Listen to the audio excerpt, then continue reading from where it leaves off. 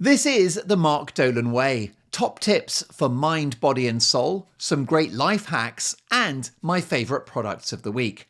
This show is available on all podcast platforms, or you can watch it. Just subscribe to the Mark Dolan Way on YouTube and join the Facebook group. Enjoy.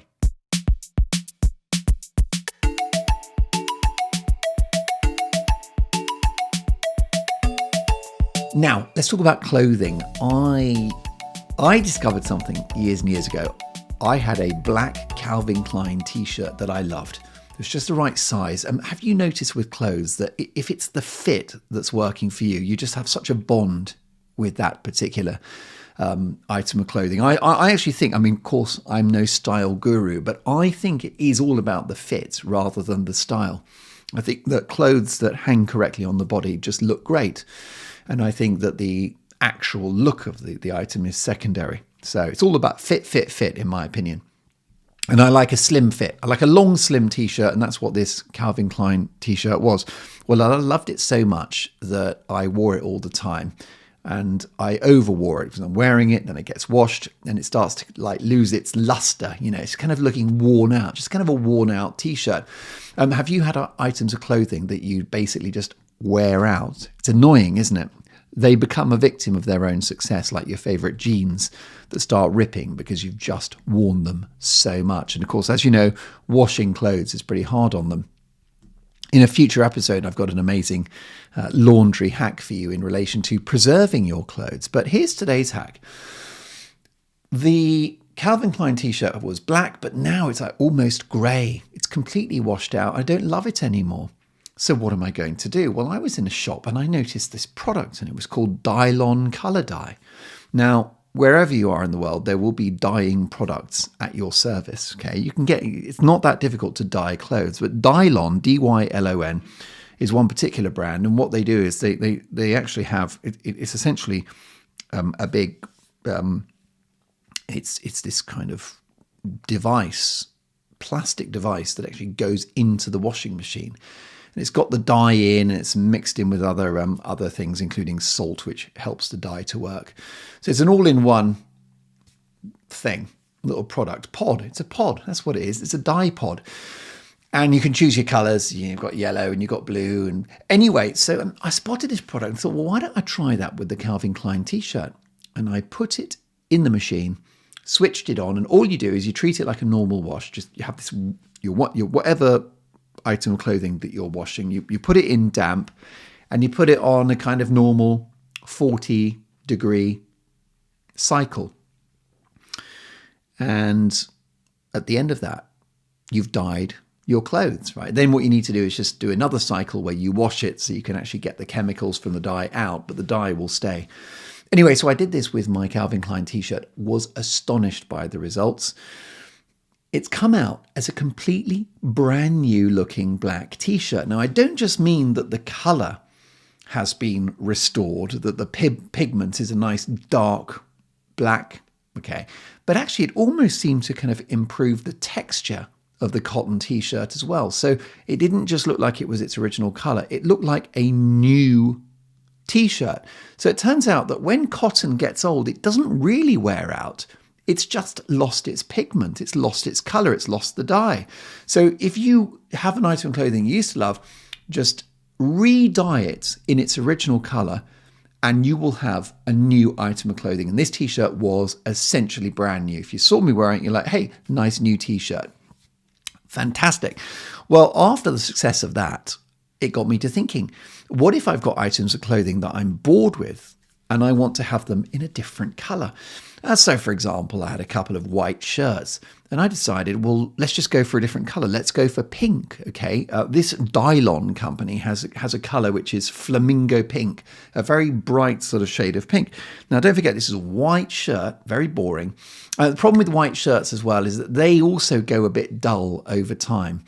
And you're not able to dye a white shirt. Nothing you can do about it. So your only option with a white shirt that's knackered is to go for a different colour.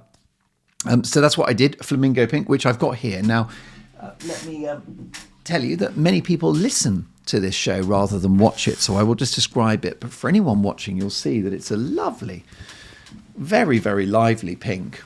And I get a lot of compliments when I wear it. And it's like a brand new item of clothing. So I've upcycled really, haven't I? Rather than throw away that shirt, the white shirt, or give it to charity, I've given it a new life. And it's amazing. It was like going shopping and I've bought a shirt, except I haven't. And this dye product, it costs about £5 or £6, which of course is not nothing, but that's not a high price for a brand new item of clothing, which is what effectively you've achieved. Lots of different colors. So, for example, navy blue is great for jeans or chinos. Importantly, it has to be cotton. This dye does not work with polyester. And the reason why is that polyester is basically plastic, and so it does not absorb the dye. So these products, these domestic dyeing solutions, work best with cotton. And also another warning, you might have a cotton item, but the stitching could be polyester, which means that you will have, if your white t-shirt or your white shirt is dyed pink, it could be the stitching remains white. But actually, I think that can be quite a nice detail. It looks like you've chosen for it to be that way. You won't know until you've done it, because some stitching is cotton, which means the whole item will be the new color. But give it a go. Try dyeing your own clothes. An absolute adventure. I have got a yellow shirt, which I wear with a navy blue suit and then a dark tie, and it really pops. The yellow of the shirt just pops. It pops. It just... It zings. It hums. It's slightly electric. I've got a great hack for aging. If you feel old, all you have to do is imagine that it's 10 years from now and you're looking at a picture of yourself. Okay, so let's say you're 40, right? Imagine you're now 50 and you're looking at a picture of you today. And when you look at that picture, you will have one thought, which is, oh my God, I wish I was 40. I was a baby.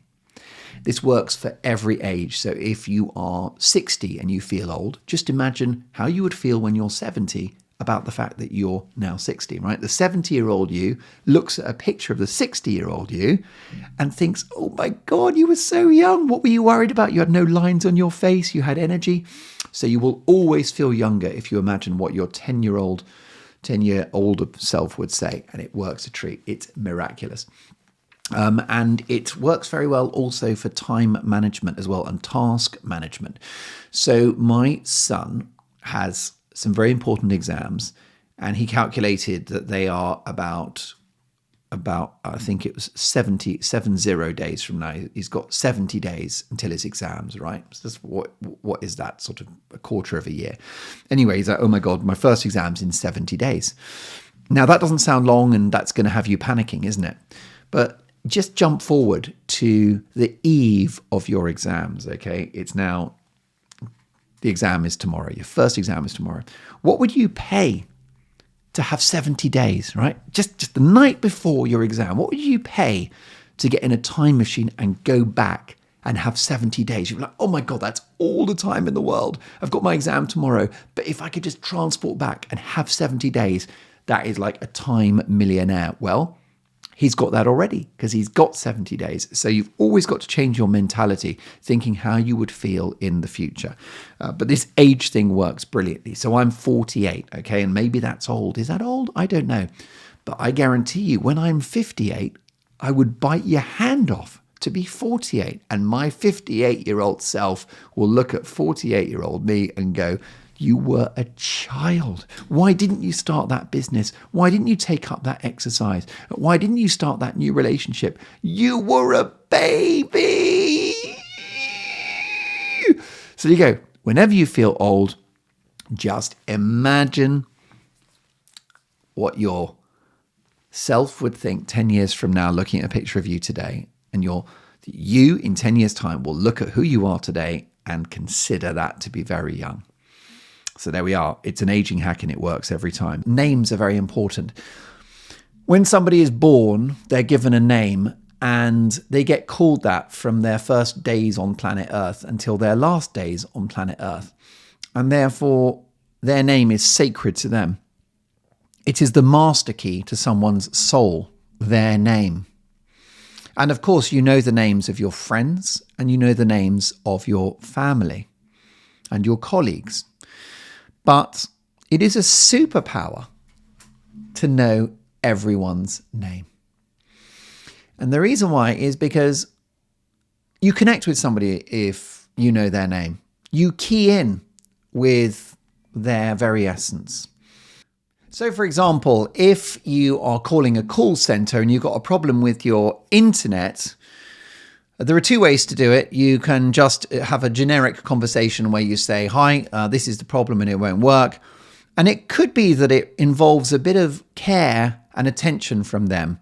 That for some reason you've got a problem with the internet. They've checked, it seems fine. And this issue is not going to be resolved. There's a way that will enhance that encounter, that transaction. And it is by asking for their name at the beginning of the call or taking a note of their name when they tell you. So with call centers, when you call them up, you say, hi, I've got a problem with my internet, and you give your account details and they begin to help you. And what I always do is I say, before we start, do you mind if I ask for your name? Or you just said your name, but I didn't catch it. Would you tell me what it is? I literally write it down, especially if it's a name which is, a more complex name than Bob or Steve. Then maybe I'm going to say, do you mind spelling? You're going to think I'm mad, right? But could you spell your name? And I'd like to know what your name is. So I write it down. And let's say that their name is Robert.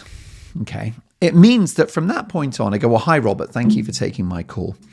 I wanted to ask you, my internet's not working, but I previously spoke to a colleague. They said it was fine, but it's not.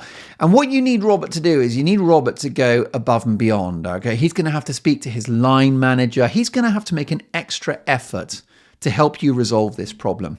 Let me tell you that by asking him what his name is and then remembering it, you've got Robert on your team. And the reason why is life is all about messaging. Okay. So if you ask somebody their name, your message to them is, hi, I'm interested in you. You matter. You are an individual. You're a human being. And I want to connect with you and understand you. So that's the miracle, right? It's a bloody call center. You're just fixing your internet. But you've said, hi, Robert. I'm brilliant. Thank you for taking my call. Courtesy is another good one. We'll do that on another show about the importance of courtesy. But knowing people's names is a superpower, right? And I promise you, you will get so much more out of Robert. Now, that sounds like you're using Robert. Well, you are using him. It's a bloody call center. He works there. His job is to help you. But you'll get more from Robert by knowing his name. And you're using, when you say Robert, right, that's what his mother called him when he was a week old, right? And that's what his first girlfriend called him. It's Robert or Bobby D or Basler. Okay, the big B. BJ. BB King. So it's massive. You call Robert. And can I tell you the other big thing? A lot of life is about making yourself the 1%. And I would imagine that about 1% of people try to remember the name of somebody on a call center. I would imagine 1% of people say, hi, could you repeat your name and then write it down or, make a point of working out what they're called. I can't imagine too many people do it, but I do it. And I find that it really facilitates, and by the end of the call, I'm Robert, thank you. That's amazing. I'm so grateful that you did that. People don't do it. And they don't understand it's a massive resource. And that's the point of this podcast. I will give you these tools. I will give you these superpowers. Sir Alex Ferguson, the most successful club manager in the history of English football, and definitely a hero of mine. He was famous for knowing everyone's name at Manchester United. Now, this is one of the biggest sporting brands in the world. But he knew the name of the dinner ladies, the cooks, the chefs. He knew the names of the people in the laundry who washed the kit. He knew the names of the receptionists and the people that maintained the building and the guys involved in managing the pitch and mowing the grass and everything. So Ferguson made a point of knowing everyone's name. And there's only one downside to it, which is it takes effort, and half the time I do write down these names. I've got notes on my phone and I just scribble down the name. Because if I think I'm going to speak to someone later, let's imagine, right, if I'm at work and I've got a computer problem and my computer person is called Hermione, maybe that's a name I could forget. So on my notes, I just go computer person at work, Hermione, and I've written it down. And that means that next time I need to reach out to her, I'm like, what was she called again? What was that? It's a computer lady. What is her name? And I go, oh yeah, it was Hermione. I looked it up. And then you go and see her and you go, hey, Hermione, how are you? And she's like, oh, he remembered my name. People really appreciate it. It might sound patronizing. It is not patronizing. Nobody has a problem with being addressed by their name rather than higher. I used to work for Burger King, and when people ordered food at Burger King, they didn't even look you in the eye. You're at the till, right, and you're taking their order. This is before the automated stuff. People would like look up at the kind of menu items, or they'd look just straight into your chest, but they would never look you in the eye. And no one ever said, hey, Mark, please may I have, even though I had a name badge that said Mark. Although hilariously, when I started at Burger King, they didn't have a name badge with my name on it. So I literally had a different name badge, which was Loretta, which was a woman that didn't work there anymore. And I had Loretta on my lapel. I wonder whether my colleagues were setting me up for a fall there, but no one looked at my name badge. So this is the other thing that I do, by the way. If I go somewhere where you have name badges, I read the name badge and I go, hi, Stephanie, thank you for having us. The other thing I do in terms of names, as a courtesy, it's a bit creepy if you know their name, but they don't know yours. That's like a power imbalance. So if I'm at a restaurant and I get served by somebody called Marmaduke, and by the way, wouldn't that be a great thing? I do feel that there aren't enough people in this world called Marmaduke. I just wonder whether there would be less war and less trouble generally, less conflict and less human pain and less abuse of power if a hell of a lot of people were called Marmaduke. Don't you think? It must be a very mollifying thing to go around being called Marmaduke. I don't see how you could really do many bad things if you were called Marmaduke. You just think, well, I was going to go and murder that person, but I am called Marmaduke. It doesn't really feel like a murder type name, does it? So instead you just go and knit someone a pair of socks or make a lasagna. So yeah, if I'm in a restaurant, what I'll do is if I've got their name because it's on a badge, I offer mine out of respect. So I'll say, hey, Marmaduke, thank you for serving us. And I'll say, I'm called Mark and these are my friends and they're called Steve and Carol. And it's a lovely thing. So knowing people's names, absolute superpower, go for it. Let's go for a couple of other bits and pieces. A great cooking hack, and it's terribly simple. It's the world's quickest recipe, and it's dill mayonnaise. And it's mayonnaise with dill added. That's the end of the recipe. Now, that sounds impossibly simple, and why would that even go onto a podcast? Well, because it's really, really good. Are you a fan of fish? Do you like seafood? Because I do. I love prawns. I like salmon, cod. I really do like fish. I'm eating less tuna these days because apparently there's so much mercury in it, which is very, very sad. And apparently the bigger fish are more polluted. They have more toxic chemicals in them. Apparently the worst is, what's they called? Swordfish. Apparently swordfish is full of mercury. Isn't that depressing and annoying? And swordfish is really nice. But smaller fish like prawns and anchovies and things, I believe, are pretty low in that sort of mercury stuff and the heavy metals. And look, do you know what? We're all going to die one day anyway. Fish is good for you. I basically live with a bit of risk. I mean, I don't eat endless amounts of fish, but I do enjoy it a couple of times a week. And this is an amazing thing, and a great accompaniment to fish is dill mayonnaise. So let's say you've got a salmon fillet. I think you'll agree a salmon fillet can be a little bland, can be a little dry.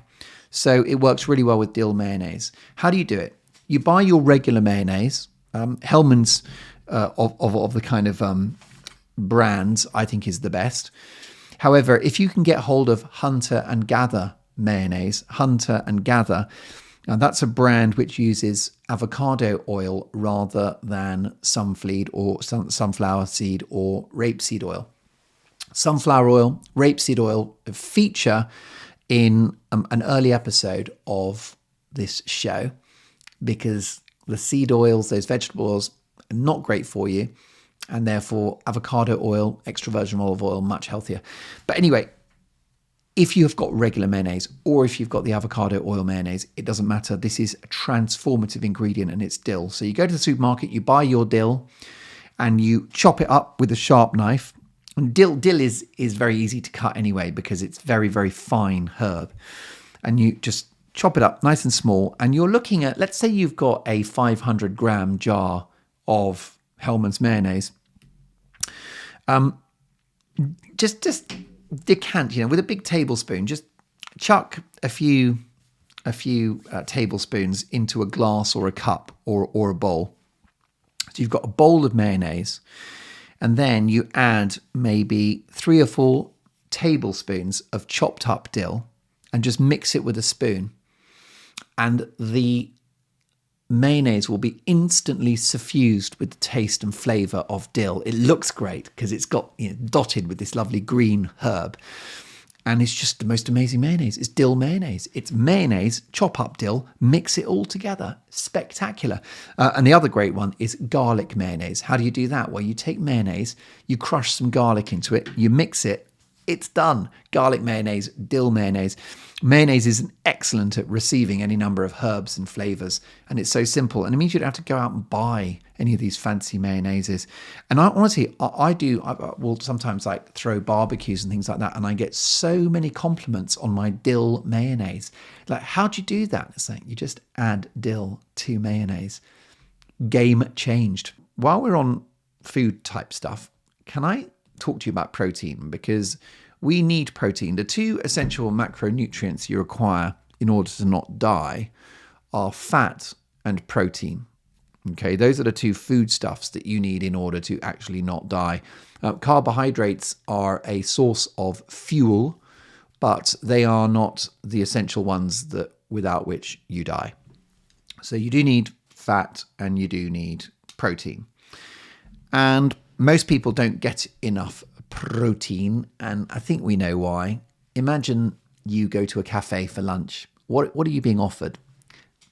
Lots of bread, lots of sandwiches, ciabattas, baguette, big bowl of pasta.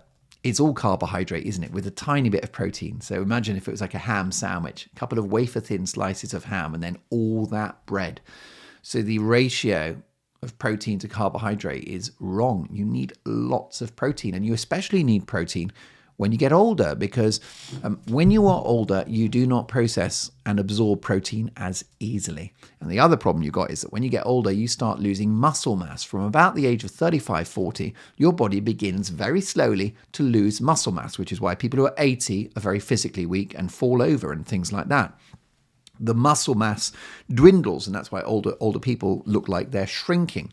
Well, there's 2 ways to fix that. When you get older, you've got to up the amount of protein that you eat, because protein is consumed as an amino acid, which is basically the essence of protein, and that goes into your muscles, and it helps you build and maintain muscles. The amino acid in protein.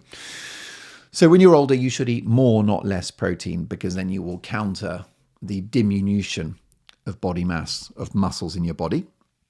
So do that, folks, please.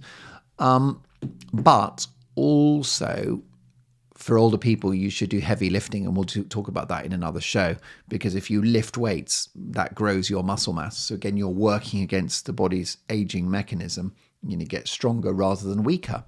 So you're pushing against what nature is trying to do to you, A, by eating more protein, and B, by lifting heavy things slowly.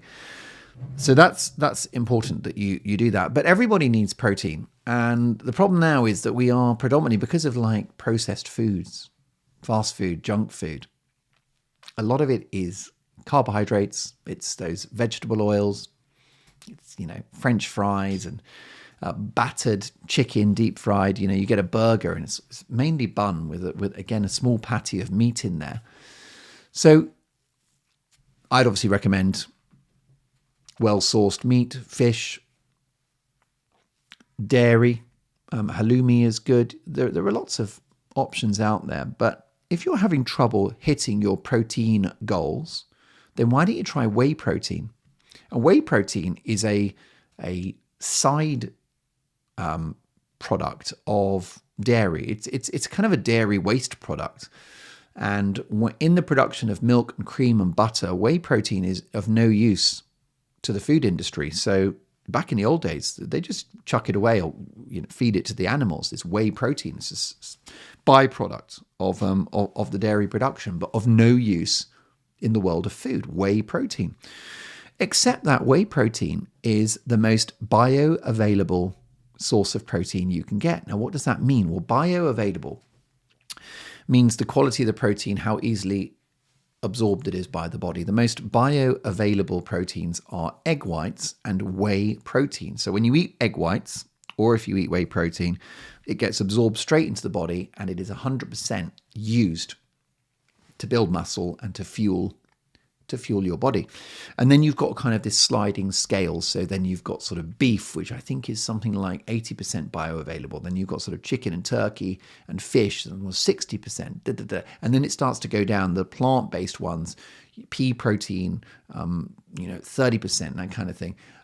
So there is and you can look it up online, but there is a sliding scale of protein bioavailability and which are the best proteins. So in short, when you have whey protein, or if you have a steak, or if you drink a glass of milk, or if you eat some eggs, you're getting that protein pretty much, most of it, all of it, and it's being used by your body brilliantly. If you go for plant-based proteins, it's not as bioavailable and you need more of it, which I don't really approve of, but it's all about opinions, isn't it? So whey protein is good. It's not cheap, and I would recommend you get an unflavored one. Ideally, grass-fed, pasture-raised whey protein.